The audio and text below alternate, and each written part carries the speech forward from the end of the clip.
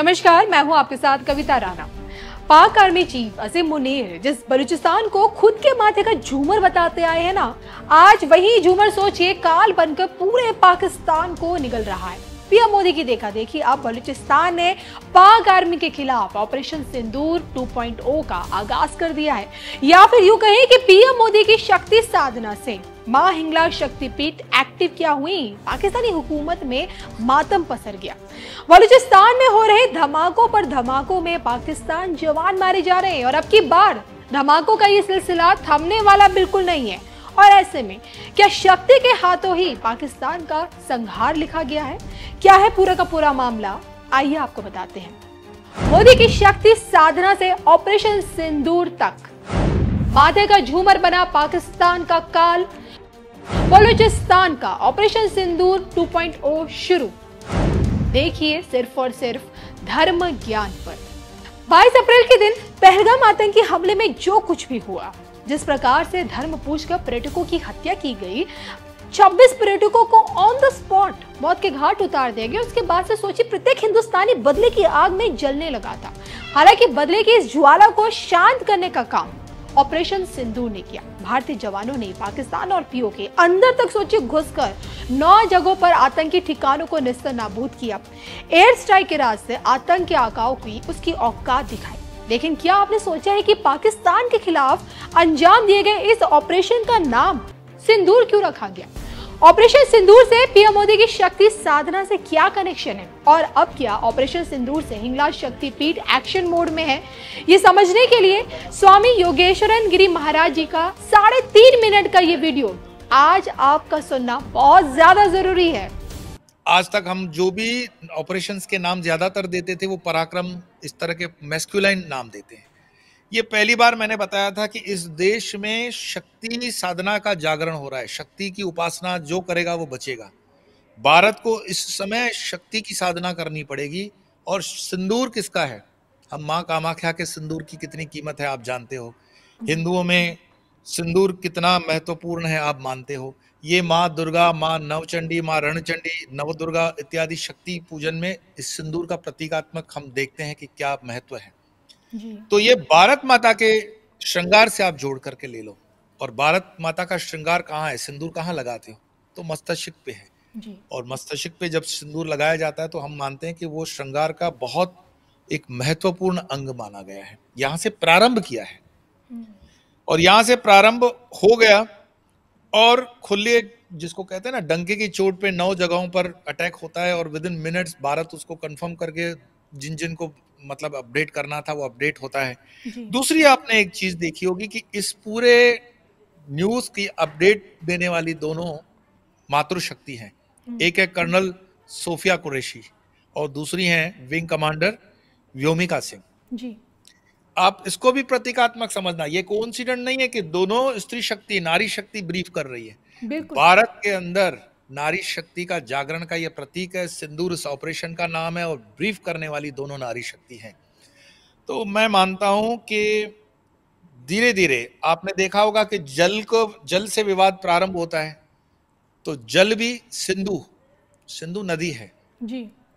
वहां शक्ति जो हमारे मतलब कहते हैं ना अधिकार वाला जल था वो वहां जा रहा था जी। तो कभी कभी दुराचारियों को, पापियों को जल पिलाना पुण्य नहीं होता है, पाप होता है। वो हमने पुण्य काम कर दिया, कि हमने दिखा दिया। अब प्रश्न होता है कि इस चीज का इम्पैक्ट देखो। ज्योतिष जो है उसको सिर्फ हम रैंडमली ये नहीं कह सकते कि ये ज्योतिष जो है वो धर्म से जुड़ा हुआ। ज्योतिष पूरा का पूरा विज्ञान है, साइंटिफिक है। अगर आपके अंदर थोड़ी भी फिजिक्स, भौतिक शास्त्र की समझ है जी। और विज्ञान का थोड़ा भी आपके अंदर गहराई समझने की है तो आप ज्योतिष शास्त्र को काफी लंबे तक समझ भी सकते हो और उस ज्योतिष शास्त्र के आधार पर काफी कुछ बदल भी सकते हो और काफी कुछ चाहे तो चेंज भी कर सकते हैं। क्यों? इसका समाधान हमारे हिंदू धर्म में है, कर्म के आधारित। आप कर्म करके कुछ चीजों को बदल सकते हो, पूर्ण रूप में न भी बदलें। जैसे पूरी बारिश की सीजन में बारिश होने वाली है, मैं हमेशा ये उदाहरण देता हूं, हम बारिश को बंद नहीं कर सकते हैं। तो ज्योतिष शास्त्र कहता है कोई बात नहीं, मैं आपको छाता बना के देता हूं, अपने सर को बचा लो, बच जाओगे। ज्योतिष वो छाता है। तो इसमें कई प्रेडिक्शंस, जैसे मैंने बताया था कि एक वो जो वक्फ वाला बिल था, नवंबर में अगर रिलीज होता तो दंगे फसाद हो सकते थे। उसी आधार पर मैं आज, क्योंकि पाकिस्तान वाला मुद्दा है, पाकिस्तान को हालांकि मैं मानता हूं कि 10-15 साल पहले ही डिसमेंटल हो जाना चाहिए था, लेकिन चूंकि मैं हमेशा कहता हूं वो है तो हमारी नाजायज तरीके से निकली हुई जगह, तो वो कोई ऋषियों का पुण्य, कोई वहां पे भी 2-4 अच्छे साधुवाद वाले पुरुष होंगे जिसकी वजह से वो देश टिका रहा है थोड़ा बहुत, और अब उसका समय समाप्त हो गया। अब आप देख रहे हो हमारी हिंगलाज माता, मैं शक्ति पे आ रहा हूँ, बलूचिस्तान में कौन है शक्तिपीठ? हिंगलाज माता जी है। ये हिंगलाज माता जी जागृत हो रही हैं, और आप देखोगे कि बलूचिस्तान में अपने आप जो मूवमेंट हो रहा है उसमें कोई हिंदुस्तान का हाथ वगैरह कुछ विशेष नहीं है, वो अपने आप में आजाद होने की मुहिम वहां चल रही है। ऑपरेशन सिंदूर के बाद से ही पाकिस्तान को न सिर्फ पीओके बल्कि सोचिए बलूचिस्तान के भी खोने का डर सता रहा है। ये जग जाहिर है कि बलूच जनता पिछले 75 वर्षों से सोचिए पाकिस्तानी सेना और हुकूमत के जुल्मों को झेल रही है। बलूचिस्तान के प्राकृतिक संसाधनों को हड़पने वाली पाकिस्तानी हुकूमत बलूच लोगों पर अपनी दमनकारी नीतियां थोपती है। बलूचिस्तान में ना ही रोजगार है, ना ही भरपेट खाना, ना ही तरक्की की बहार और ना ही बेहतर भविष्य, और इन्हीं कारणों के चलते बलूच लोगों में पाकिस्तान के लिए बगावत है। वहां की बलूच लिबरेशन आर्मी पाक आर्मी पर हमला करती है। ऑपरेशन सिंदूर के बाद हाल फिलहाल में सोचे बलूचिस्तान के बोलान क्षेत्र में पाकिस्तानी आर्मी पर बहुत बड़ा हमला हुआ है। सेना की गाड़ी को निशाना बनाया गया है, जिसमें एक अधिकारी समेत फिलहाल 6 सैनिकों के मारे जाने की खबर सामने है। और 10 दिन पहले बलूचिस्तान की राजधानी क्वेटा के मारगट इलाके में बलूच लिबरेशन आर्मी ने ही एक बड़ा हमला अंजाम दिया था, जिसमें पाकिस्तानी सेना के 10 जवान उस वक्त मारे गए। तो खुद की सेना पर हो रहे ना हमलों को देखते हुए भले ही आर्मी चीफ असीम मुनीर दावा यही करते हैं कि बलूचिस्तान पाकिस्तान के माथे का झूमर है और अगले 10 नस्लें भी इससे अलग नहीं कर पाएंगी, लेकिन अब यही लगता है क्योंकि उनकी एक नस्ल भी बलूचिस्तान को पाकिस्तान से अलग होने से रोक नहीं पाएगी।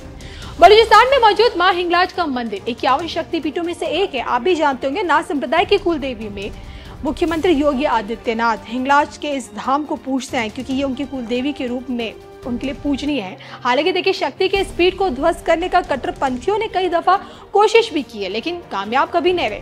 और आज भी पाकिस्तानी हुकूमत और पाक आर्मी हिंगलाज की दिव्य धाम में कदम रखने से कतराती है।